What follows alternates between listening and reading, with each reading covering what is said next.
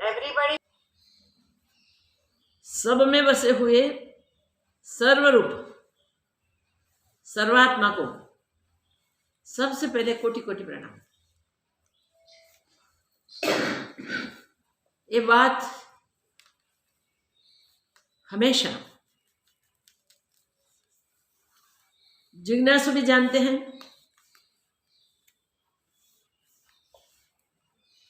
मोक्षेच्छा जिसकी प्रबल है वो भी जानते हैं, और अनुभवी महापुरुष तो उसमें ही खेलते हैं। ऐसे परमात्मा स्वरूप को जानने के लिए सब उत्सुक होते हैं, सब चाहते तो हैं, मगर पुरुषार्थ की बात आती है तब पुरुषार्थ कभी तीव्र होता है, कभी मंद होता है, और कभी कोई कोई भूल भी जाता है। यहां हमें प्रश्न हुए कि प्राप्ति करनी है। हम सब प्राप्त की प्राप्ति करने के लिए कोशिश कर रहे हैं, वो ही चाहते हैं हमें मिल जाए मिल जाए मिल जाए, मगर भाई प्राप्त की प्राप्ति कैसे हो सके? संभवित ही नहीं कि प्राप्त की प्राप्ति हो, मगर जो हमें नित्य प्राप्त है वो बात हम भूल गए, वो हमारी गलती है। इसी कारण हम प्राप्त करने के लिए उत्सुक रहते हैं, और जगत और जगदीश्वर दोनों को अच्छी तरह से हमने जाने नहीं, इसलिए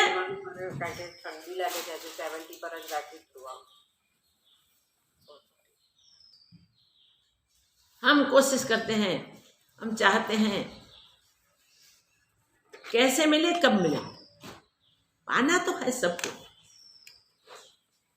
मगर जो प्राप्त है उसकी प्राप्ति की पहचान कोई दृश्य से नहीं होती,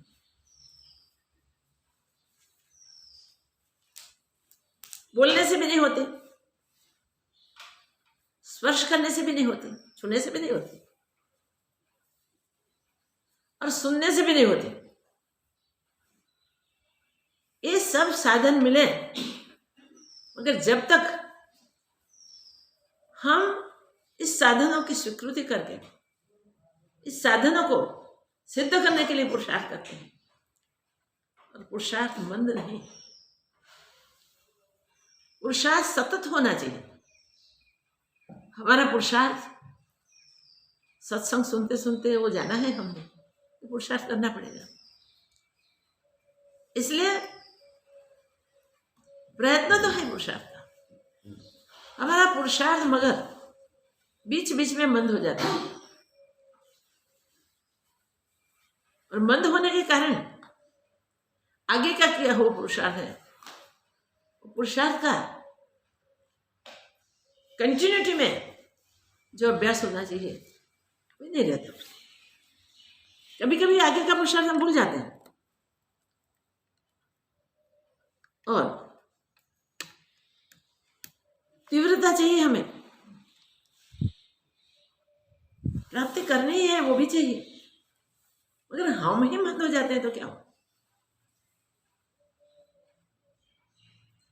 जो तीव्र गति से चलते हैं वो समझते हैं कि हम पहुंच जाएंगे, जल्दी से जल्दी पहुंचेंगे, हम पा लेंगे, और बीच में विश्राम कर लेते हैं। गति है, बहुत गति है, अच्छी गति है, लक्ष्य भी है,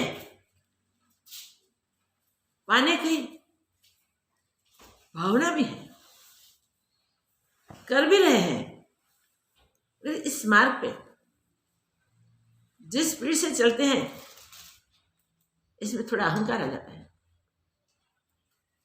हम तो पा लेंगे इसमें कि हम तो इतने आगे बढ़ गए हैं।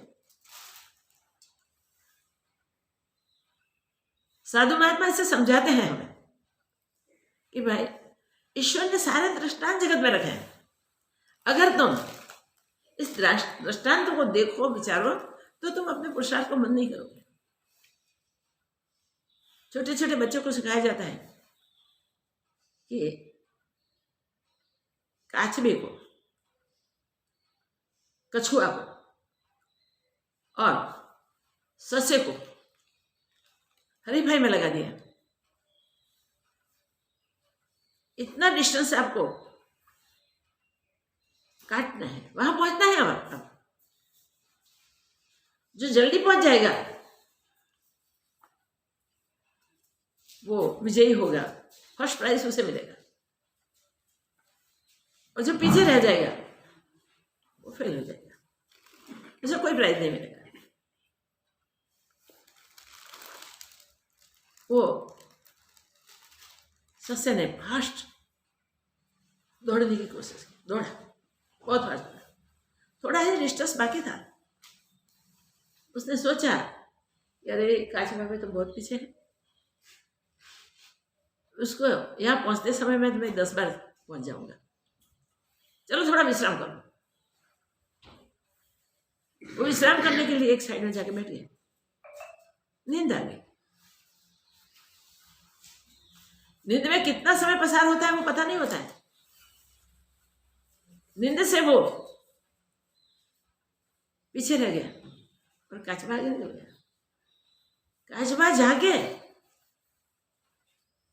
वहां खड़ा रह गया, स्थिर हो गया। तब रिजल्ट वो मिला कि वो पहुंच गया, उसने प्राप्त कर लिया लक्ष्य अपना। और जो फास्ट स्पीड से दौड़ा था और बीच में विश्राम कर लिया तो क्या हो गया, नहीं पहुंच पाया, नींद आ गई। ऐसे हमारी साधना में हमें नींद आती है, हमारी गति मंद हो जाती है, संसार के आकर्षणों में हम कभी चले जाते हैं, कभी प्रमाद आलस करके हम सो जाते हैं, कभी तो रोज तो करते हैं ये साधना, कुछ दिन नहीं करते तो क्या होगा, चलो घूमने को जाते हैं। आज तो ट्रेंड है घूमने का, देश विदेश, कितने ज्यादा देश आप घूमे, वो कंपैरेटिवली स्टडी होता है सबका अपना, सबके बीच में आपस में। फिर क्या होता है, ये तो इतने देश घूम के आए, हम तो 2 देश गए। पहले क्या था, कोई कहीं जाते ही नहीं थे, दौड़ते ही नहीं थे।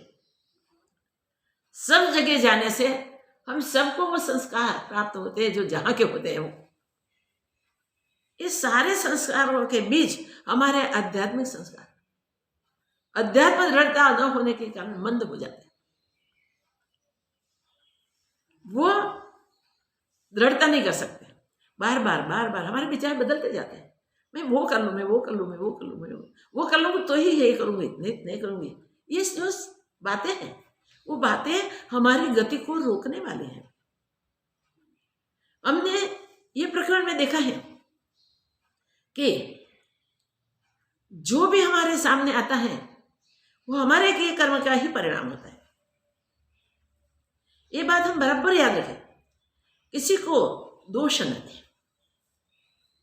हम दूसरे के प्रारब्ध नहीं भुगतते भाई, दूसरे के कर्म में नहीं भुगतते हैं, और ऐसा अन्याय भगवान से होता ही नहीं है। हमने ये प्रकरण में देखा कि सर्वनिर्माता ईश्वर ही है। शुरुआत में देखा जो कुछ होता है वो ईश्वर से होता है, और ईश्वर सब कुछ जानने वाला, अपने आप को तो वो जानता ही है, अजर अमर अविनाशी सत्य स्वरूप स्वयं, और वही सारी सृष्टि को उत्पन्न करता है। और उस सृष्टि में आदि में तो ऐसा था कि भाई शुरुआत में जो जीव ब्रह्म से उत्पन्न हुए वो जीव भगवान ने खाली लीला मात्र उत्पन्न किए, खाली खेल ही रचा। मगर उस खेल में हमारा मेल हो जाए तो हम कहाँ जाएंगे, खेल की तरह चले जाएंगे। खेल में अगर हमारा मेल हो गया तो हम खेल में ही जाएंगे।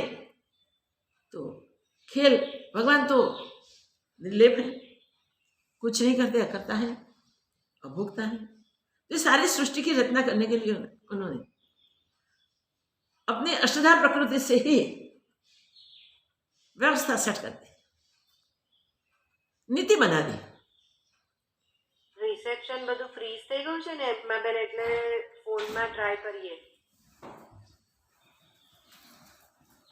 સેલ ફોનથી।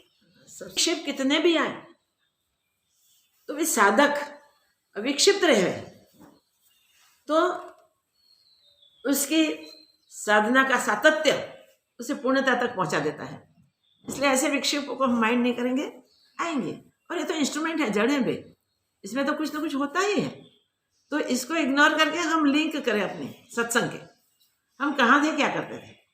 तो लिंक छूट जाएगी तो सत्संग में भी हमें भी कुछ समझ में नहीं आएगा, ऐसा हो जाएगा। तो याद रखें कि हम जो भुगतते हैं वो हमारे अगले कर्मों के फल ही भुगतते हैं। किसी के कोई कर्म हमारे भाग्य में नहीं आते, हमारे भुगतने नहीं होते। एक व्यक्ति दूसरे के लिए बहुत अच्छा होता है, वो हमारे लिए इतना अच्छा ना होगा, क्या कारण है? उनका स्वभाव, उसकी प्रकृति तो सबके लिए अच्छा करने की ही, फिर भी हमारे लिए वो अच्छा न करे तो उसका कारण क्या?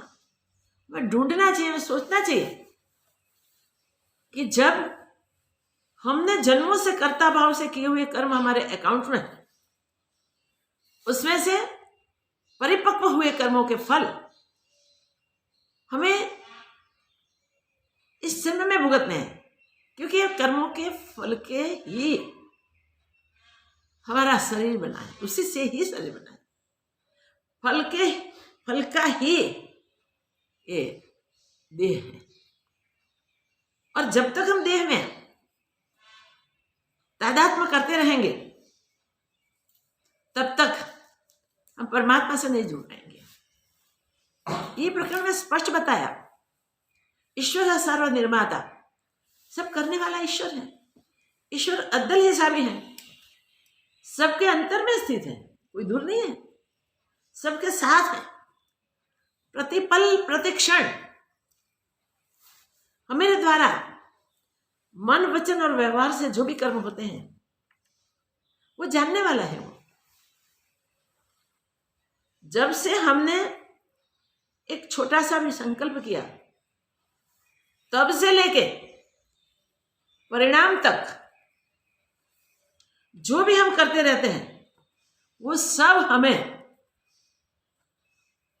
अपने ही कार्य का परिणाम के लिए तैयार रहना चाहिए। प्रश्न होगा कि पहले हो गया, उसका क्या? हमें स्वीकार कर लेना चाहिए कि पहले हमने ही किए थे, उसमें से ही पक्व हुए फल हमारे सामने आए, हमें भुगतने। तो उसी समय हमें जो व्यवहार है वो व्यवहार में सावधानी रखनी चाहिए। हमारा एक स्वभाव है, हम दूसरे को दोष देते हैं, अपना दोष नहीं ढूंढते, इसलिए बार बार बंधते जाते हैं। और जो भी करते हैं उसमें अहंकार के साथ करते हैं, देहाभिमान के साथ करते हैं, भुगतते हैं। तब भी हमने किया था, अरे भी इस जन्म में कुछ तुमने किया, तुम्हें याद है, वही परिणाम कब का है वो तो सोचो। जो कर्म हमने किया वो कर्म हम जानते हैं कि हमने किया है, और इसका फल होगा। अच्छा दिखेगा ना तो तुरंत कहेगा मैंने इतना अच्छा किया था इसलिए अच्छा फल मुझे मिला है। नहीं भाई, क्रियामाण में जो सावधान है वो ही कर सकता है। करते समय जो अलर्ट है, हम करता नहीं है, हम भोगता नहीं है, ऐसा जिसका निश्चय हो चुका है वो ही ये कर्म को यहां ही खत्म कर सकता है। न भुगतने की कोई इच्छा रहती है उसकी, न करने का अहंकार रहता है। इसलिए अहंकार सह किए हुए कर्म सारे हमारे जो अकाउंट्स में जमा होते हैं, जो संचित कर्म कहते हैं, वो अहंकार रहित होकर करते हैं तो हमारे अकाउंट्स में नहीं जाते। प्रकृति में ऐसी व्यवस्था परमात्मा ने जोड़ी है कि जो भाई एक हाथ से करो दूसरे हाथ से पाओ, करेंगे वो ही हमें भरना है। इसलिए हमें सावधान रहना है भाई कि हमसे अब गलती ना हो गई उसे तो बदल नहीं सकते, मगर परमात्मा की कृपा से उसमें से भी कुछ बात बाकी हो जाती है। कब होती है? जब हम अभी के सारे कर्म प्रभु प्रत्याह करें, अकर्ता भाव से करें, अभोक्ता भाव से कैसी भी परिस्थिति का भुगत के प्रसार करते हैं, किसी को दोष न दे। अपने दृष्टि में जो दोष होता है वो दोष ही हमको हम भाव कराता है, और वही हम भाव से हम कर्म करते हैं, तो फिर वो अकाउंट्स बड़ा हो जाता है और भुगतना तो पड़ता ही। कोई भी कर्म फल दिए बिना रुकता नहीं है। प्रत्येक कर्म अवश्य भावी होता है और अकाउंट कंटिन्यूसली चल रहा है। कब से? जब से हम ब्रह्म से जुड़ा हुए, ब्रह्म को भूल गए और देहाभिमान में आ गए। देहाभिमान में आते ही हम कर्ता भी बन जाते हैं, भोक्ता भी बन जाते हैं। अपने मूल स्वरूप को नहीं पहचानते। मगर जिसने भी इस जन्म में पुरुषार्थ किया, पुरुषार्थ करके शास्त्र श्रवण, संतों के साथ सत्संग और उसका चिंतन मनन और दृढ़ व्यवहार ज्ञानमय, ये तीन इकट्ठे हो जाते हैं, तब व्यवहार की शुद्धता के साथ साथ पुराने जो अपने होते हैं ना वो हम भूल जाते हैं। जो सामने आता है वो प्रारब्ध का खेल है, आने तो जाएगा। जो आता है वो जाएगा, याद रखें। रहने वाला नहीं है, टिकने वाला नहीं है, इसलिए इसकी चिंता ही मत करो। करके रखे हैं भाई, वो उसके खत्म कर लेंगे, ऐसे तैयारी रखे हम। आज जो करें उसमें से कर्तापन भोक्तापन हटा दे, तो क्रियमाण भी शांत हो गए, संचित भी दृढ़ निश्चय ज्ञान का निश्चय होते ही चले जाता है। जो शेष हमारा प्रारब्ध है वो प्रारब्ध कर्म कहलाते हैं, जो संचित में से आते हैं, हमारे किए हुए कर्मों के फल आते हैं। इसलिए भुगत के खत्म हो जाएंगे, इसकी चिंता करने की आवश्यकता नहीं है। हम बार बार कहते हैं ये हमारे भाग्य में कहाँ से, ये तो कोई महापुरुषों के भाग्य में होता है। अरे भाई, महापुरुषों के भाग्य में कैसे? सब कुछ बन के परमात्मा ही स्थित है, दूसरा तो कोई था ही नहीं सृष्टि की उत्पत्ति के समय। तो एक ओम शाम की कल्पना में उन्होंने सारा संसार बना दिया। इसलिए ईश्वर को निर्माता कहते हैं। कोई भी कर्म करने के लिए करने वाला चाहिए जो निमित्त बनता है। जिसमें होता है उपादान कारण होता है, वो ये संभार उपादान कारण इकट्ठे हो जाए। क्रियमाण कर्म में हम सावधान रहे। देखो, प्रारब्ध की चिंता हमने छोड़ दी, करते कर्म सावधान रहे और छोड़ी हुई चिंता को याद नहीं करनी है, तब परमात्मा कृपा करते हैं। तब इस जन्म में भी जिस कर्मों के फल से शरीर बना है उस शरीर को भी इतने पूरे नहीं भुगतने पड़ेंगे भाई। देखिए, मंद प्रारब्ध मिट जाता है ईश्वर की कृपा से। ये यहां ईश्वर कृपा, हमारा सही पुरुषार्थ होते ही ईश्वर की कृपा। तीव्रतर प्रारब्ध जो है भुगत के खत्म होते, हमारा अकाउंट क्लीन हो गया। तो ये निश्चय करके जो प्रारब्ध आता है उसे आनंद से हम भुगत ले, मगर जुड़े बिना। भुगतने वाला कौन है सोच ले, और हम कौन है वो सोचे। तो अब तक 5 श्लोक में वही बताया। सबसे पहले वो सावधान हमें कर दिए कि ज्ञानी कैसा होता है, उसका व्यवहार कैसा होता है। वो अब पहले जो 5 श्लोक हैं उस श्लोक में विशेष करके प्रारब्ध की बात की है। विशेष करके पूर्व कर्मों की बात कही है, और विशेष कर पूर्व कर्म के भोक्ता बन के अगर हम अभी भी कर्ता बनेंगे, कर्म करेंगे, तो फिर यही पुनरावर्तन होगा, छूटेंगे नहीं। मगर 6ठे श्लोक में इस प्रकरण के बताते हैं, तुम आत्मा हो भाई, तुम शरीर नहीं हो। और आत्मा के साथ जुड़ा है सत्य। आत्मा सत्य है, सत्य में असत्य नहीं आ सकता। सत्य है इसलिए वो नित्य है सदैव। और श्रुति और स्मृति के आधार से हम देखें तो जो सत्य है वही ब्रह्म है। सत्यम ब्रह्म। तो हम कौन हुए?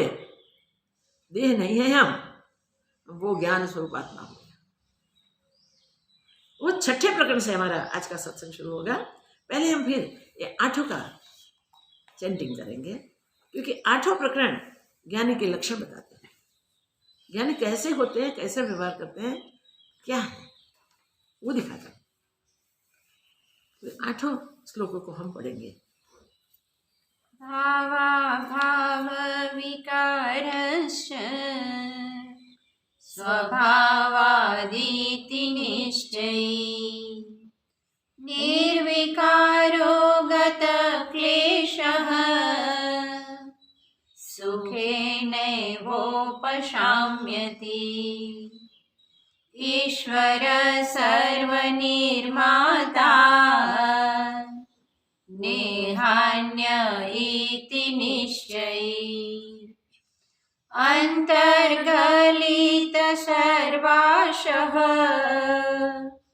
शान्तः क्वापि न सज्जते आपदः सम्पदः काले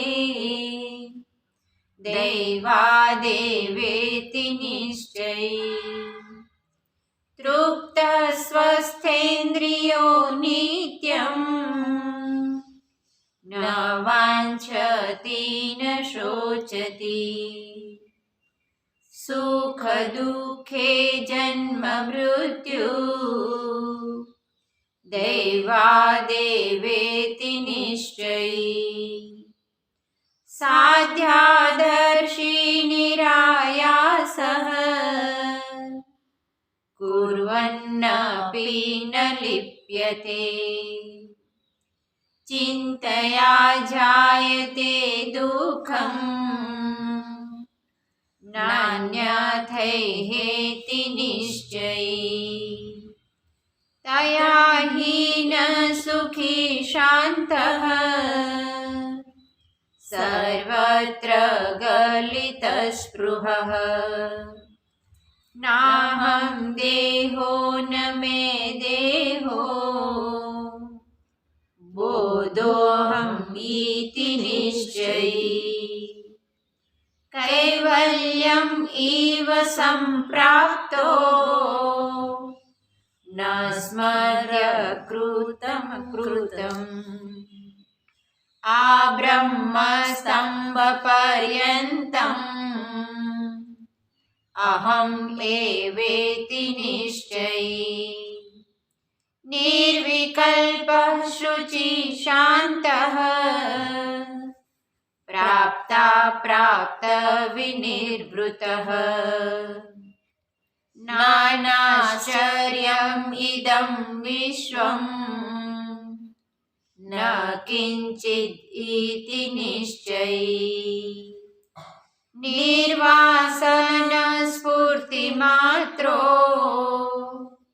न किञ्चित् इव शाम्यति न किञ्चित् इव शाम्यति। बहुत बढ़िया एक ज्ञानाष्टक है, जैसा एग्जैक्ट आत्माष्टक है। आत्माष्टक तो आप सब गाते भी हैं, फिर भी लास्ट में हम गाएंगे। ये आत्माष्टक और ज्ञानाष्टक दोनों एक ही, भिन्न भिन्न प्रकार शब्द के सेटिंग के कारण हमें आत्माष्टक ज्ञानाष्टक अलग लगता है। ज्ञानी का व्यवहार कैसा होता है वो देखा है। ये 5 श्लोक में हमने देख लिया है कि जो भी हो रहा है वो प्रकृति में भाव अभाव के कारण होता रहता है, सहज बनता रहता है। ये जो भी सहज हमारे सामने आता है वो हमें अपने कर्मों के फल के अनुसार ही देखना है, भुगतना है। जो प्रारब्ध को एक बार भुगत के खत्म होने वाला है ऐसा समझ लेते हैं, वो प्रारब्ध की चिंता नहीं करते। और जब प्रारब्ध के संजोग अपने सामने आते हैं तब सुखी दुखी नहीं होते। तो सुख दुख, जन्म मृत्यु, जय पराजय, लाभ हानि, जो अनुकूल प्रतिकूल, ये सब द्वंद्व ये खड़े होते हैं देहाध्यास में। ज्ञानी को देहाध्यास नहीं होता। हमारा भी देहाध्यास छूट जाए तो हम भी वो स्थिति पर पहुंच जाए कि कुछ भी परिस्थिति सामने आ जाए तो भी इसमें शुभ अशुभ नहीं देखेंगे। कोई भाव हमारा नहीं बदलेंगे, हमारा एक ही भाव रहेगा और वो है कि अहम ब्रह्म, मैं ब्रह्म ही हूं। और मैं ब्रह्म हूं तो एक ही पूर्ण ब्रह्म में, इसी में से ही विविध जो भी दृश्यादृश्य हैं वो लीला मात्र मुझे है, उससे जुड़ना नहीं है। अपने आप को पहचाने और अपने आप को पहचानने वाले ज्ञानी कैसा करते हैं वो देखें। पहचानने के लिए ज्ञानी का दृष्टांत ले रहे हम, ज्ञानी कैसे जीते, ज्ञानी किस प्रकार व्यवहार करते हैं। सबसे पहले एक 6ठे श्लोक में बताया, न अहम देहो, ज्ञानी का निश्चय क्या होता है। न अहम देहो, मैं देह नहीं हूं, न मैं देह हूं, मेरा देह नहीं है। कितने बड़े समझ है। इतना पुरुषार्थ करते करते आए कि द्वंद्वों में जुड़े रहें,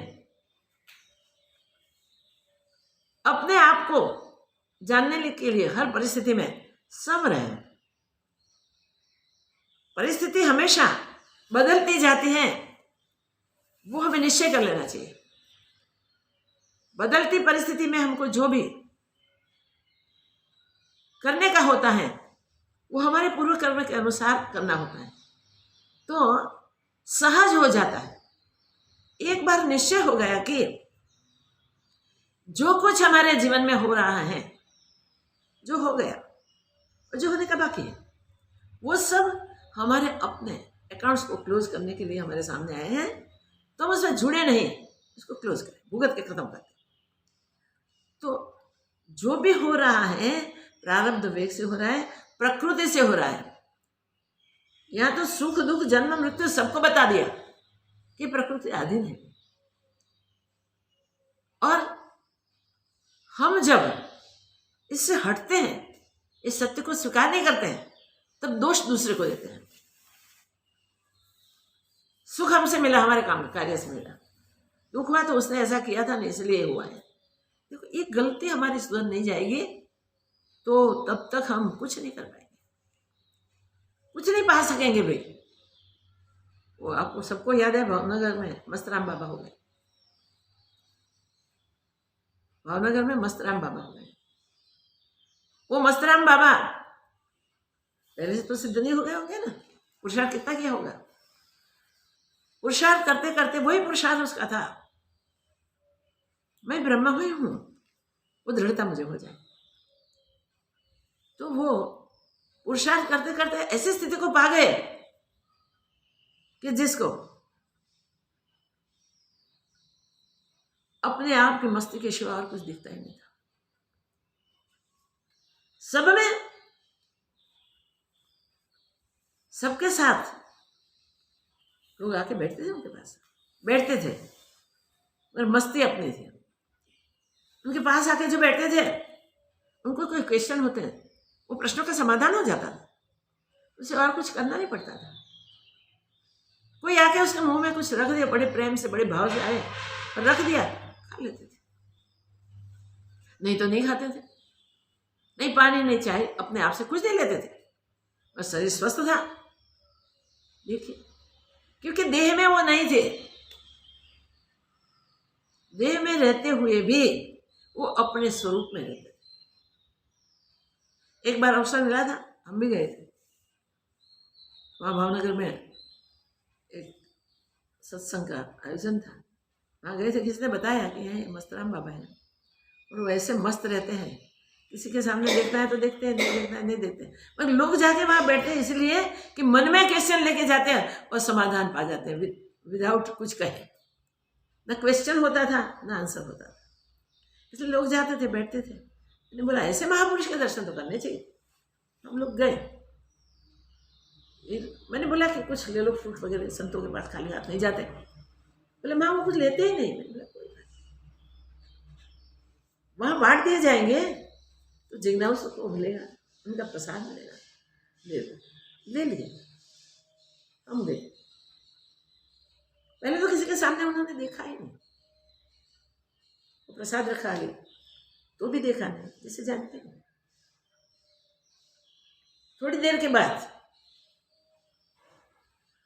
उनके साथ थोड़ा सत्संग हो गया। देखिए, जो नहीं बोलते थे नहीं चालते थे, उन्होंने प्रसाद भी ग्रहण किया। ज्ञानी की मस्ती कैसी होती है, देखिए, कोई आके मुंह में रखे तो ले लिया, नहीं तो नहीं चाहिए। एक गड्ढे में, मिट्टी के गड्ढे में ही बैठते थे, न ठंडी गर्मी लगती थी न बारिश उसे भिगो सकती थी, क्योंकि वो निर्लेप स्वरूप में स्थित थे। बारिश उसके गिरे तो पानी न छुए, ऐसा थोड़ा होता है। धूप में बैठे रहते थे तो धूप के असर तो हो गए ना। देह में अध्यास ही नहीं था, देहाध्यास न होने के कारण ठंड, गरम, बारिश, वो सब ऋतुएं पसार होती थी स्वाभाविक, मगर उनको कुछ नहीं कर सकते थे। कभी मस्तराम बाबा चलिए हुए वहां से आगे पीछे गए थे, जो स्थान पर बैठे थे वह कभी उठे ही नहीं थे। कैसा होगा, कैसी स्थिति, मस्त स्थिति। ऐसे कई महापुरुष अपने मस्ती में रहते हैं, जीते हैं। वो ज्ञानी को कोई परवाह नहीं पूर्व में क्या किया था, शरीर क्या भुगत रहा है, उनको वो भी परवाह नहीं कि आगे क्या होगा, इस शरीर को क्या तकलीफ होगी, कोई परवाह नहीं, कोई परवाह नहीं, कोई परवाह नहीं, क्योंकि वो देहातीत थे, वो देह से अतीत थे, देह से परे थे। वो कह सकते हैं ना हम देह हो न मैं देह हो, हम देह नहीं है और मेरा देह नहीं है। हम तो थोड़ी ठंड लगती है तो गर्म पहन के बैठ जाते हैं, सर्दी लगती है तो छाता या रेनकोट चाहिए, गर्मी लगती है तो छाव ढूंढे अथवा एसी में जाके बैठ जाए। तो प्रकृति से पर नहीं हो सकते भाई हम। प्रकृति के संजोग में भी परमात्मा भाव में रहे तो कोई बात, क्योंकि सब हाल में, हर हाल में, हर हमेशा सब जीवों के साथ परमात्मा है। कैसी भी परिस्थिति में भी परमात्मा रहे ही रहे। तो ये एक निश्चय जिसको हो गया, जिसकी दृढ़ता हो गई, ना हम देह हो न मैं देह हो, हमारा देह नहीं है और न हम देह है। अच्छा, अभ्यास तो यहां से शुरू करें ना। मगर अब तक जो किया सो किया, हम देह नहीं है। देह नहीं है तो सब व्यापार किससे होते हैं, मन बुद्धि इंद्रियादि सब ये देह में ही व्यक्त करते हैं। इससे जुड़े हुए हैं मेरा मन, मेरी बुद्धि। मेरा मन तो ऐसा कहता है, ऐसा करना चाहिए। मेरी बुद्धि ने ये निर्णय कर लिया है, मेरा मन मेरी बुद्धि, अरे भाई मुझसे बढ़कर है कौन, अहंकार, इसमें भी हम जुड़े हैं। और वो ही चिंतन पूरा जीवन, तो स्वभाव कैसा हो जा, अन्य और मैं। अपने और पराये। देखो कहाँ भेद कहाँ से उठता है और हमें कहाँ गलती हो जाती है। अपनों और परायों का भेद जो अपने में होता है, और मैं और अन्य, ये भी भेद होते हैं, तब तक ज्ञान स्वरूप में नहीं जाया जाता। सर्व ब्रह्म देखने का अभ्यास करते करते ही सर्व ब्रह्म की दृढ़ता होती है। किसी को हम तुच्छ समझे और अपने आप को महान समझे तो ऐसे महान हम नहीं हो सकते। मगर जो सब में एक ही स्वरूप को देखते हैं, ब्रह्म स्वरूप को, वही इस पूर्ण ज्ञान को प्राप्त कर सकते हैं। वही कह सकते हैं न मैं देहो, कितनी बड़ी बात, न अहम देहो न मैं देहो। मैं देह नहीं हूं, देह मेरा नहीं है, तो हम कौन है? बोधो अहम इति निश्चय, जिसकी दृढ़ता हो गई, जिसका निश्चय हो गया है, बोधो हम, मैं ज्ञान स्वरूप हूं, मैं ज्ञान स्वरूप में, बोध स्वरूप हूं। इसे क्या करने का रहेगा? जिसका निश्चय हो गया है, जिसको पक्का हो गया है कि मैं ज्ञान स्वरूप हूं, ऐसा क्यों हुआ है? उसको अपने आप से भिन्न कोई दिखाई नहीं देता। जब तक पुरुषार्थ चालू है तब तक वो दृढ़ता करने के लिए वो सावधान रहते हैं, अपने से कोई गलती ना हो, दूसरों को हमारे व्यवहार से चोट न लगे, किसी को बुरा न लग जाए, और हमें भी बुरा न लगना चाहिए, हमें भी भला न लगना चाहिए। ब्रह्म में व्यवहार एक सरीखा होता है, समान होता है, भिन्न भिन्न व्यवहार नहीं होते। तो हमें वो अभ्यास करना है। यहां तुरंत मन संकल्प विकल्प करने लगता है, बुद्धि भी उसके ऊपर ही सोचती है, अरे भाई हमारा नाम ये है, इसमें तो देह का ही हुआ ना, ये हाथ पैर आंख कान नाक मुंह सारे अंग उपांग ये देह में ही है। जो देह में हम है, तो देह हमारा नहीं है ऐसा कैसे कह सकते हैं? और मैं देह नहीं हूं वो भी कैसे कह सकते हैं? जो काम करते हैं वो सब में तो हम करते हैं, ये होता ही है। तो क्यों, कब तक ऐसा होता है? ऐसा जब तक हम अपने आप को देह मानते हैं, शरीर मानते हैं। मगर शास्त्र पुकार पुकार के कहते हैं, संत महात्मा भी जगाने के लिए, सावधान करने के लिए बहुत बार सत्संग करके हमें जगाने की कोशिश करते हैं। भाई तू शरीर नहीं है, यहां जो बात हुई बोधो अहम, तो ज्ञान स्वरूप है। भाई ज्ञानी महापुरुष ज्ञान स्वरूप है, ज्ञान स्वरूप के निश्चय में, ज्ञान में ही स्थित रहते हैं। वो कभी भी अपने को शरीर नहीं मानते हैं। जिसने शरीर माना वो बंधते जाते हैं हमेशा, जिसने शरीर नहीं माना वो बंधते नहीं है। और जिसने अपने को शरीर नहीं माना, जिसने निश्चय कर लिया मैं आत्मा हूं, मैं ब्रह्म हूं, मैं बोध स्वरूप हूं, मैं ज्ञान स्वरूप हूं, उसको तो प्रकृति अनुकूल हो जाती है। भाई बदलती हुई प्रकृति भी उस महापुरुष के चरणों की सेवा करती है, हाथ बांध के खड़े रह जाते हैं। फिर भी वो महापुरुष को इसकी भी परवाह नहीं है, कुछ भी नहीं। वो अपने ब्रह्म मस्ती में, अपने ब्रह्मानंद में स्थित रहते हैं। जब वो ब्रह्मानंद में स्थित हो जाते हैं तब उसे ये दिखता हुआ जगत भी ब्रह्म रूप ही भाषित होते हैं। चराचर विश्व, छोटे से जंतु से लेकर, छोटे से तृण से लेकर ब्रह्मादिक तक, सब में एक भाव उसका। जड़ चेतन के भेद भी उसमें नहीं होते। चराचर विश्व ब्रह्म ही स्वयं ही है, वो ही उनका निश्चय है और वो ही सत्य है। सत्य के साथ जुड़ा हुआ ज्ञानी का ये निश्चय कहीं जीवों के कल्याण के लिए भी उसकी प्रेरणा कर देते हैं। ऐसे महापुरुषों के शरीर से छू के जो हवा जाती है ना, वो जिसको भी लगती है उसके सारे पाप धो देते हैं। विदेह स्वरूप तो ज्ञानी का होता है, मगर नारकी जीवों को भी उसके शरीर को छू के हवा मिले वो नरक से मुक्त हो जाते हैं। देखिए, तो ऐसी स्थिति जो ज्ञान की स्थिति है, वो स्थिति के लिए, उसकी प्राप्ति के लिए हम कुछ पुरुषार्थ कर रहे हैं और हमारा पुरुषार्थ मंद न हो जाए, उसके लिए हमें सावधान रहना है। मंद पुरुषार्थ हमें कई जन्मों तक भटकाएगा। होशियार तो करते हैं, कई लोग भक्ति तो हम बहुत करते हैं, इसलिए हम तो मुक्त ही हैं। मगर मुक्त है ऐसा निश्चय तुमने क्यों कर? अब दोबारा शरीर में न जाओ तो तुम मुक्त हो। मगर ये शरीर है तब तक विदेह कैवल्य प्राप्त कर लो। ये श्लोक कहता है कि इस शरीर में हो तब तक विदेह कैवल्य प्राप्त कर लो। इस शरीर में है हम तब तक हम निश्चय कर ले, दृढ़ता कर ले, केवल एक ब्रह्म ही है, इसके सिवा और कुछ है नहीं। ऐसा ब्रह्म स्वभाव हमारा बन जाए, ब्रह्मानुभूति ऐसी हो जाए, तो ये ज्ञानी की स्थिति हमारी स्थिति हो जाए, हम भी ज्ञानी हो जाते। ज्ञान में देहादिक नहीं रहते। मन संकल्प विकल्प करने लगता है, कुछ देखता है जगत में तब, और अच्छा लगा मन को, उसके और खींचता जाता है और संकल्प करता है, मुझे मिल जाता है कितना अच्छा, मुझे पाके ही रहना है, मुझे ऐसे ही करना है, बात दिए संकल्प। वो कर्म करने के लिए, वो कर्म का फल भुगतने के लिए बंध गए।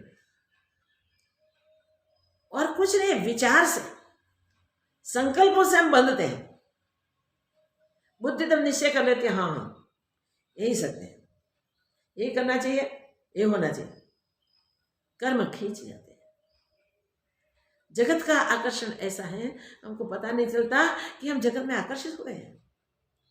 आज युग के अनुसार हम देखें तो पता चले कि लोगों को क्या ज्यादा करके पसंद है। अध्यात्म मार्ग के प्रवासी भी कब जगतगामी हो जाते हैं पता नहीं चलता। अध्यात्म मार्ग में पूर्णता को पहुंचने के लिए जो पुरुषार्थ दृढ़ करना है, उसमें मंदता आ जाती है। और मंदता में, अरे भाई आप लोग खाने के लिए दाल पकाते हैं ना, वो भी रखो गैस पर, गैस शुरू भी करो। मैं इसमें बोला नहीं, ये काम मैं बंद कर देता हूँ, गैस को बंद करो। ऐसे 2-5 बार चालू करो बंद करो, चालू करो बंद करो, चालू करो बंद करो। क्या वो दाल पकेगी? खाने योग्य होगी? नहीं होगी। तो हम पुरुषार्थ करते हैं परमात्मा प्राप्ति का, और बीच में बह जाते हैं जगत प्राप्ति में, जगत देखने को चले जाते हैं, देह इंद्रियों के भोगे में चले जाते हैं, विषयों में खींचे चले जाते हैं, और हम अपने आपनों को आध्यात्मिक यात्रा के प्रवासी समझते हैं। थोड़े आगे गए और पीछे डबल हो गए, डबल पीछे हो गए, तो क्या होगा? कहां से आगे बढ़ेंगे? वो ऑयल तेल निकलते हैं ना, उसे घानी कहते हैं। अब तो मशीनें भी हो गए, घानी पे पहले से बेल चलते थे, कहीं और पशु चलते थे, घुमाए जाते, उसके आंखों पे पट्टी बांधी जाती थी जिसे वो देख ना सके, और इसको वो बांध के फिराया जाता था, पूरा दिन फिरता था। उनको होता था आज तो बहुत चला हूं मैं, बहुत अंदर काट दिया होगा, बहुत आगे निकल गया होगा, थकान लग गई तब तक चला हूं तो बहुत अंदर काट लिया होगा। मगर जब उसको वहां से छोड़ने को आता है, उसके वो पट्टी निकाली जाती है, तब उसे होता है कि ओहो ये तो सब यही है जहां से चला था भाई मैं। ऐसा कई बार हो जाता है, हम पुरुषार्थ पूर्ण नहीं करते हैं, मंद पुरुषार्थ करते रहते हैं और फिर वहां ही होते हैं।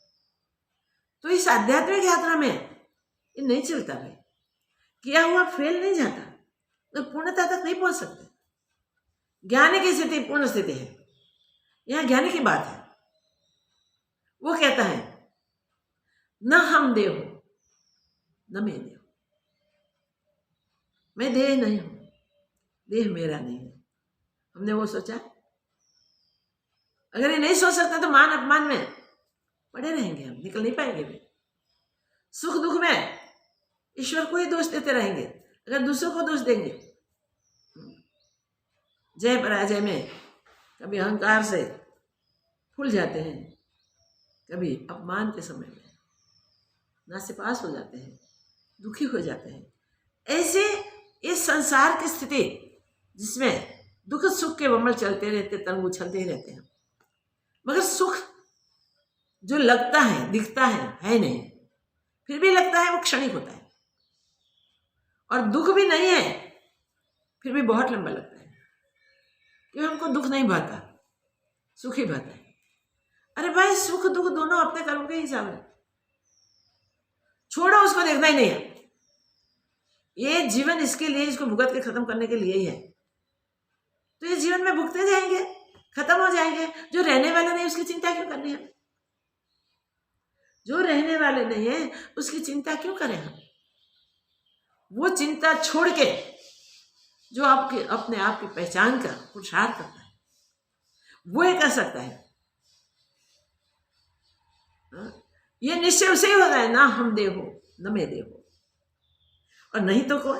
बोधो अहम इति निश्चय, दृढ़ता से निश्चय करके उसने बोल दिया, कह दिया, कर दिया, बोधो अहम, मैं ज्ञान हूं, मैं बोध मात्र हूं।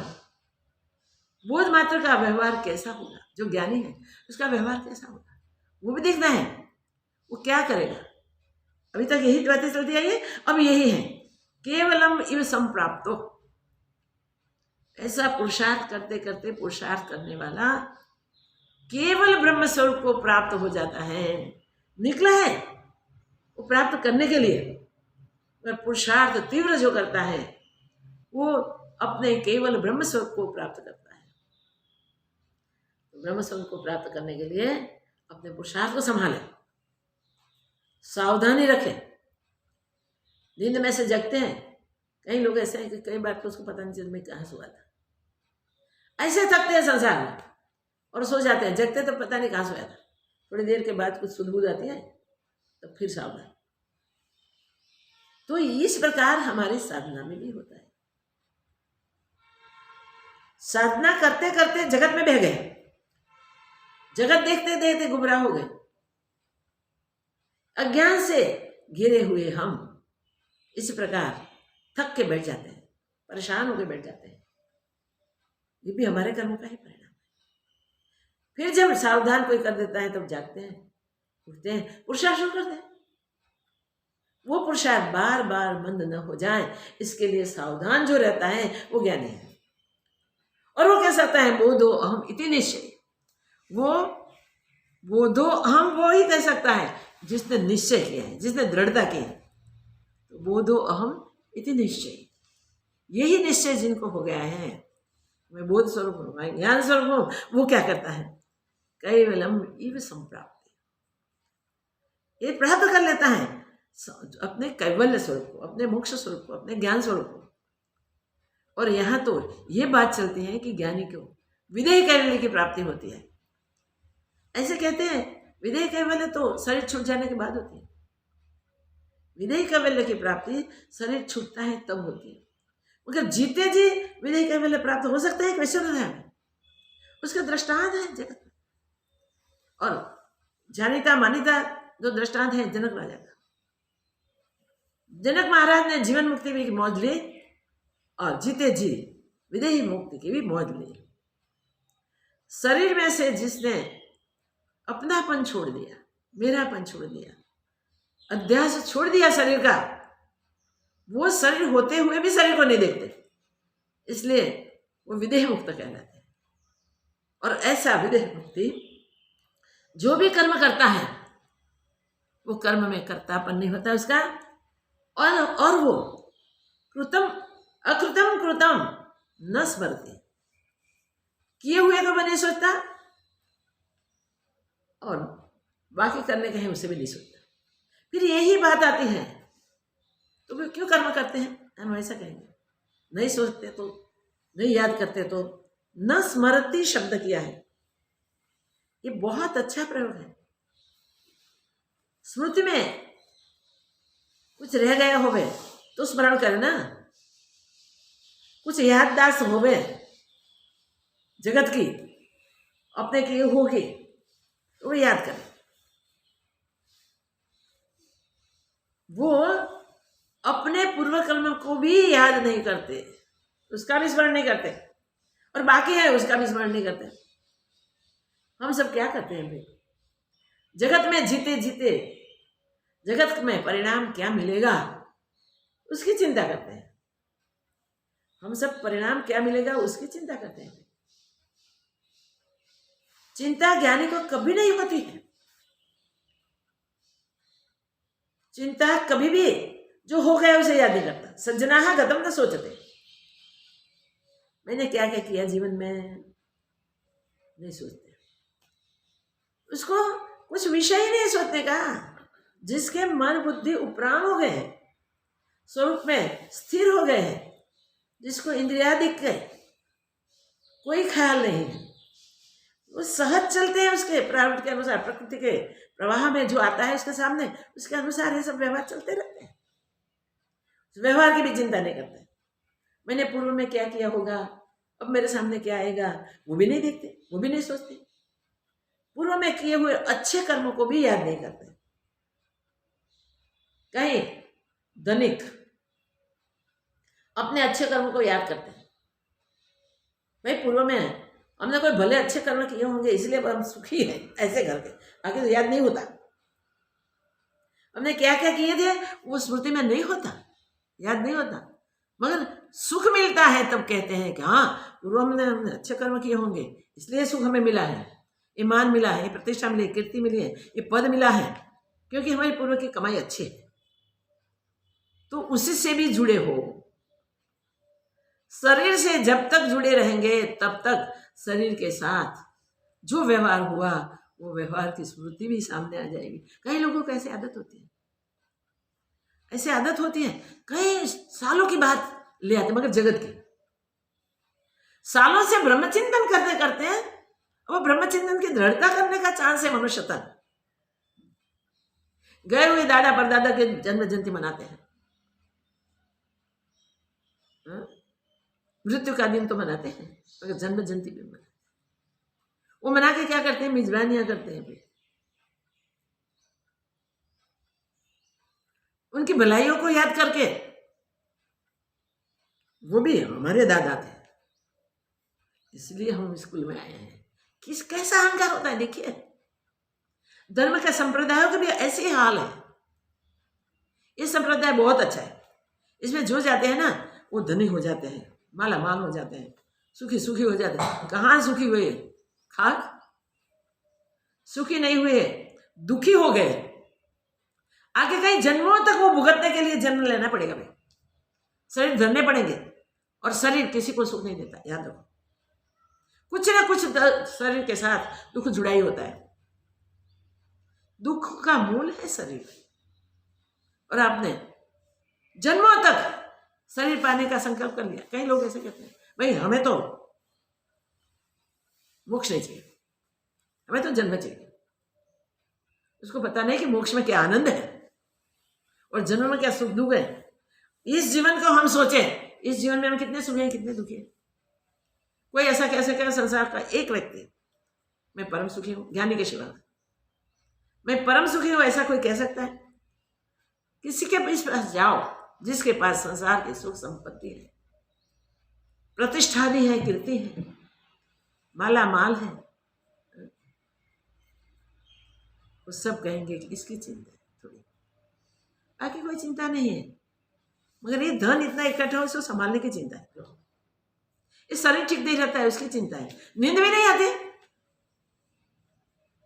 तो इस सुख के साधन हमारे माने हुए सुख के होते हैं तो हम सुख ही भुगतते। और सुख सिर्फ ज्ञान में है, आत्मज्ञान। सुख सिर्फ प्राप्ति में है। हमारे सत्संग की शुरुआत वहां से हुई। प्राप्त की प्राप्ति में ही सुख है। कभी भी जो हमसे बिछड़ा नहीं वो अपने सत स्वरूप की प्राप्ति में, सत स्वरूप की अनुभूति में प्राप्त की प्राप्ति भी नहीं हो सकती। प्राप्त है वो जो भूल गए हम, वो हमें याद हो जाए और दृढ़ निश्चय में हो जाए। तो यहां बताया दृढ़ निश्चय, बोधो अहम इति दृढ़ निश्चय। तो जिसने दृढ़ निश्चय कर लिया है मैं ज्ञान स्वरूप, मैं बोध स्वरूप, उससे ही सच्चे सुख की अनुभूति है। वो कभी कोई भी अपने किए हुए कर्मों को याद नहीं करता। न पीछे की चिंता न आगे की चिंता, वर्तमान में मस्ती में जी रहा है। मैं ऐसी मस्ती में जीना वही हमारा कर्तव्य है, वही हमारी स्थिति है।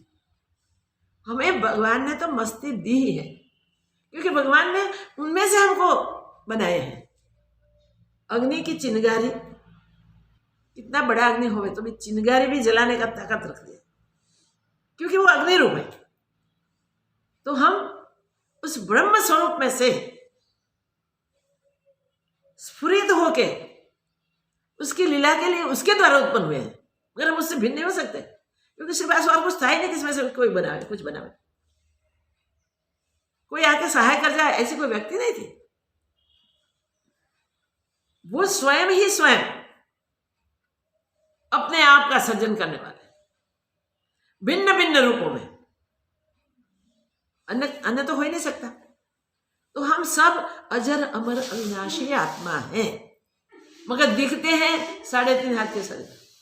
कोई छोटा जंतु दिखता है, कोई महाकाय प्राणी दिखते हैं, कोई बड़े बड़े स्थावर पदार्थ दिखते हैं।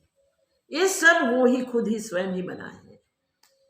तो हम भी वही हुए ना, उनसे भिन्न तो है नहीं। तो याद रखें, ना हम देहो न मैं देहो, हम शरीर भी नहीं है, शरीर हमारा नहीं है, तो रहे क्या? जो भी किया है इस शरीर से किया, और ये मान के हम शरीर है ऐसा, और इसमें ही हमारे व्यवहार में गलती होती है। व्यवहार में जो भेद होते हैं उसमें हमारी ये मान्यता में है, हमने अपने आप को देह माना। कभी प्रशंसा मिल जाए तो राजी राजी, कभी कहीं अपमान हो जाए तो दुखी दुखी। ऐसे ये भवसागर के तरंगों में उछलते हुए सब जीव अपने आप के स्वरूप को प्राप्त करने के लिए, स्वरूप को पहचानने के, स्वरूप को जानने के लिए, जब तक खुद निश्चय न हो, सोच के कि भाई ब्रह्म से उत्पन्न हुआ ब्रह्म ही हो, जो बीज बोया उसी के ही फल बनेंगे, उसी का ही बीज आएगा, दूसरा नहीं। मगर हम क्या करते हैं व्यवहार में? बोते हैं बबूल, चाहते हैं आम। कहां से मिलेगी भाई? नहीं मिलेगी। आम बोएंगे तो आम पाएंगे, मगर भाई किसको पाना है वो तो याद रखो। जो अकर्ता है, जो अभोक्ता है, उसे पाना क्या, प्राप्त करना क्या? प्राप्त करने का कुछ भी बाकी नहीं रहता भाई, अपने आप को जानने से। कहीं से कुछ भी पाना नहीं है तो फिर हमने क्या आगे किया था, इसका क्या परिणाम होगा, कहाँ याद करना है? वो स्मरण भी नहीं होता, वो सहज जीता है। कैसे कर्म हमने पूर्व किए थे नहीं सोचेगा। क्यों सोचते हैं? जो नाशवान थे उसे सोचना क्या, और अब आगे कौन से बाकी हैं वो भी नहीं सोचेगा, क्योंकि ये प्रकृति में प्रवाहित हैं, प्रकृति में छूट गए हैं, निकल गए हैं। जब ये शरीर का प्रारब्ध निश्चित हुआ तब ये जीवात्मा को जो शरीर में जाना है उस शरीर में वो जाता है, और उसी में अहंकार करके, उस शरीर में अहंकार करके बंधा जाता है। इसलिए जीवात्मा परमात्मा होने के बाद भी अपने परमात्मा स्वरूप को नहीं पहचान सकता, और अपने जीव भाव में रहता है, देह भाव में रहता है, और देह भाव और जीव भाव करके बंधा जाता है, छूट नहीं सकता। जिसने मनुष्य तन पाया, जिसने अभ्यास किया सत्य शास्त्रों के मार्गदर्शन के अनुसार, महापुरुषों के समझाने के अनुसार जिसने भी अभ्यास किया, उस अभ्यासी का पुरुषार्थ सफल हो जाता है। अभ्यास के बिना हम नहीं पा पाएंगे, वो तो निश्चय ही है। उसके लिए हमें क्या करना है? कल क्या किया था वो आज याद नहीं करना। ये पूरे जीवन में हम क्या करते रहे वो याद करते रहेंगे तो हम अपने स्वरूप को कभी याद रखेंगे? जो याद करेंगे वही सामने आएगा, वही हम बनेंगे। याद रखें, वो ज्ञानी पुरुष कभी भी पूर्व कर्म और आगे के कर्म के लिए सोचता नहीं। अकृतम कृतम, न करने योग्य क्या कर्म है वो भी नहीं सोचता, करने योग्य क्या कर्म है वो भी नहीं सोचता। स्वरूप में स्थित रहता है, इसलिए उनके द्वारा दिखते हुए होते कर्म भी उसके अकाउंट में नहीं जाते। कर्म होते हैं, कर्म नहीं होता ऐसा नहीं। ज्ञानी प्रमादी होकर बैठ नहीं जाते, ज्ञानी ना आलसू होते हैं, ज्ञानी भेदभाव रहित एक ब्रह्म भाव में स्थित रहते हैं। और उनको जो उत्साह स्फूर्ति है वो और को कहां से हो सके।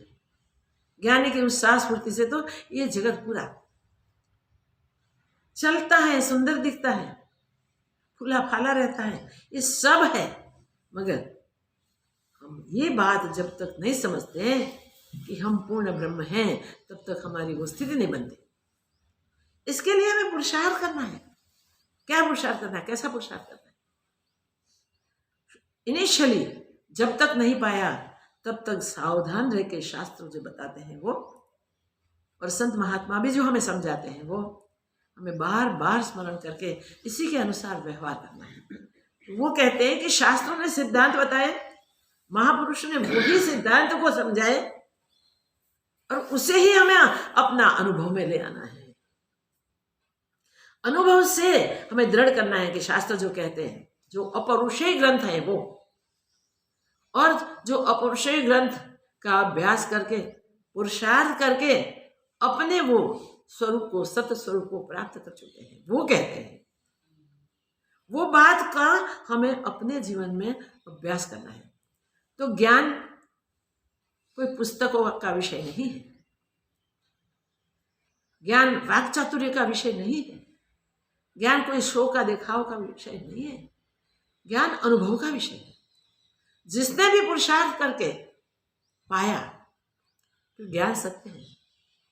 इस सत्य को जो पा जाता है उसके सामने अज्ञान नहीं फटकता, अज्ञान नहीं टिकता। तो अज्ञान चला गया, वो निर्मल नखसी हो गया, सारा संसार उसके लिए वही ब्रह्मरूप हो गया, बिना कुछ हुआ ही नहीं। तो उसके ब्रह्म, उसको अन्य दिखेगा ही नहीं, दूसरा नहीं दिखेगा, तो उसकी मस्ती कैसे होगी। महापुरुषों को देखते हैं, उनके व्यवहार देखते हैं, तब पता चलता है कि वाह ब्रह्म मस्ती कैसी होती है, किस प्रकार की होती है। हम भी एक ऋषिकेश के मस्तराम बाबा की बात करते थे, मस्तराम बाबा की बात करते थे। कई कई मैंने दृष्टांत उनका दिया भी है। एक गंगोत्री के अच्युतानंद की बात करते हैं। ये ज्ञानी पुरुष के दृष्टांत सा है, कैसे होते हैं। वो मस्तराम बाबा छोटे से घर से निकल गए थे। देखो जिज्ञासा कैसी होती है प्राप्त करने की। वो करते करते वो अन्य कहीं भी अन्य क्षेत्रों से लेके खा लेते थे। एक बार ऐसा हुआ कि नहीं, किसी के हाथ का नहीं खाना है, माँ जब खिलाएगी तब खाऊंगा। गंगा तट था, गंगा में जाके बैठ गए। तब पानी कम हो गया गंगा में, छोटी सी एक चट्टान थी, कभी उस पर बैठते थे, नीचे गड्ढा करके उसमें बैठ के छिप जाते थे और अपना पुरुषार्थ करते थे। पुरुषार्थ कैसा करते हैं ना, कैसा पाते हैं। ऐसा पुरुषार्थ करते करते ऐसी स्थिति को प्राप्त हो गए। कैसा निश्चय, दृढ़ निश्चय, मैं शरीर होवत में खाए पीना बिना कैसा रहूंगा, ऐसा हुए ना। देहाध्यास जिनका छूट गया है ना, वो ही कर सकते हैं। माँ खिलाएगी तो खाऊंगा। बचपन के निश्चय कैसे होते हैं। हाँ, वो वहां बैठ गए। एक दिन, 2 दिन, 3 दिन, वो तो भाई देहाध्यास तो उठेगा ना, मगर वो महापुरुष का देहाध्यास नहीं उठा। उसका एक ही निश्चय था, नहीं मैं खुद नहीं खाऊंगा। इतना भाव था गंगा मैया और मैं, इतना थोड़ा सा छोटा सा द्वैत था। फिर एक दिन सुबह हाथ में थाल लेके एक सुंदर रूपवान लड़की आई, हाथ में सोने का था भोजन, खा लो, इतने दिन के भूखे हो। माँ खुद खिलाएगी तो खाओ, माँ खुद खिलाएगी तो खाओ। निश्चय था।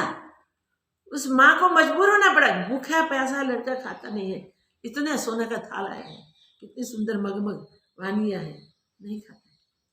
माँ को खुद को अपने हाथ से खिलाना पड़ा उसे।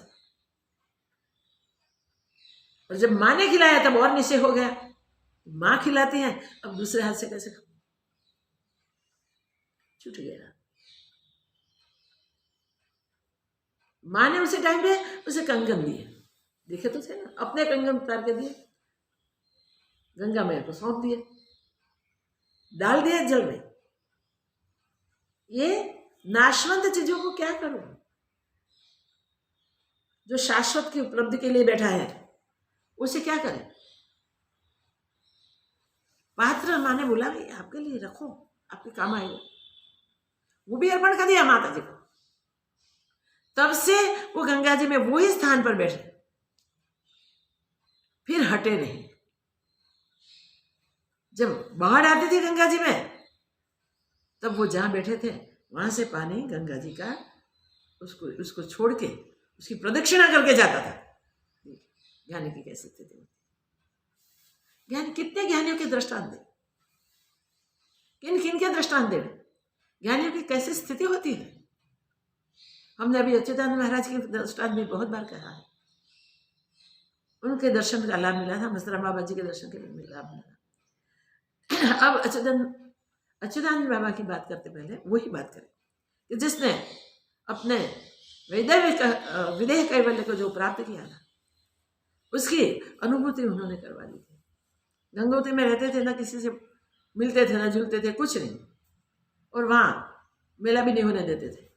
सब यात्री आवे संस्था में पैसे दे दे, ये दे दे, वो दे दे, ऐसे करे, वो अपेक्षा नहीं थी, किसी को इकट्ठे नहीं होने देते।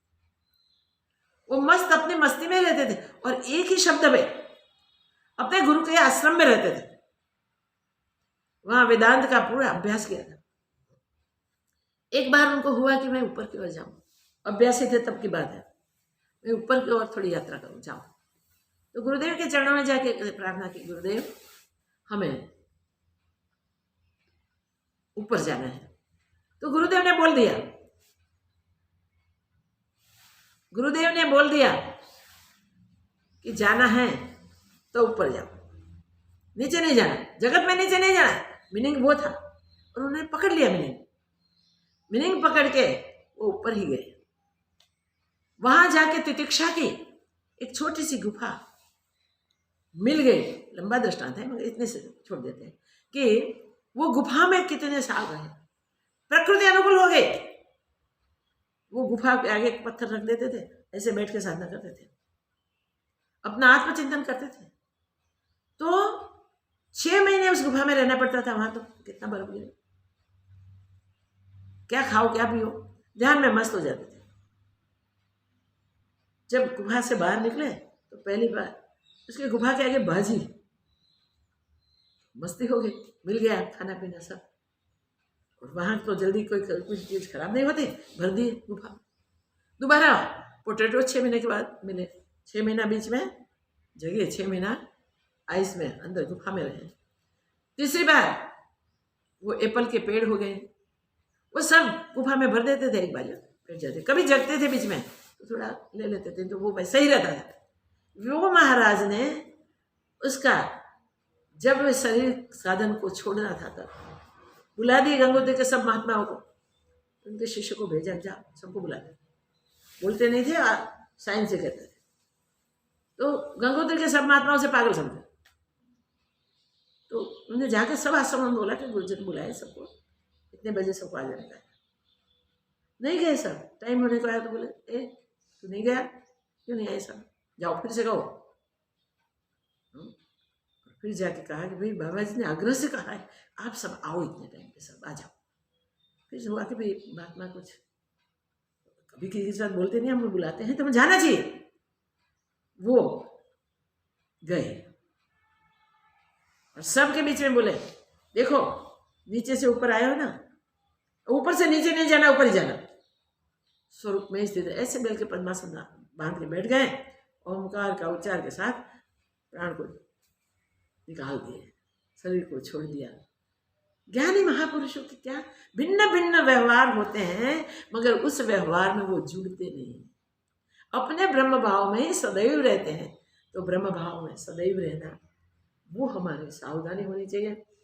मुझे समय का ख्याल नहीं रहा है, मगर कोई बात नहीं, ये बातें ही ऐसी है कि हम निश्चय कर सके ना हम देहु न मैं देहु, ये हो जाए। और आखिर में हम अपने पूर्व के कर्म और आगे के कर्म के लिए भी न सोचें, भला क्या बुरा क्या वो भी न सोचें, हम अपने ब्रह्म मस्ती में रहें। भगवान सब पर ऐसी कृपा करे, सब ब्रह्म मस्ती में स्थित रहे, प्राकृत आचार व्यवहार प्रारब्ध से जो सामने हम करते रहे, वो करने में कर्तापन भोक्तापन न रखे सिर्फ, और सावधान रहे। जगत में घूमना नहीं है, हमें इतना याद रखना है। न इन शरीर से जगत में घूमना है, न दूसरा शरीर लेके घूमना है। ये शरीर से जहां भी हमें जाना है वहां हमारा प्रारब्ध ले जाने वाला है। कितना भी हम करेंगे तो भी प्रारब्ध के सिवा और करने के लिए हम काबिल नहीं है भाई।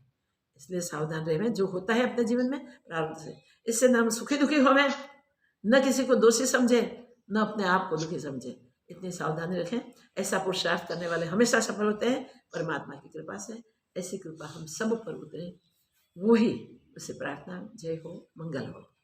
ॐ पूर्णमदः पूर्णमिदं पूर्णात् पूर्णमुदच्यते पूर्णस्य पूर्णमादाय पूर्णमेवावशिष्यते। ॐ शान्ति शान्ति शान्तिः। श्री सद्गुरुदेव की जय।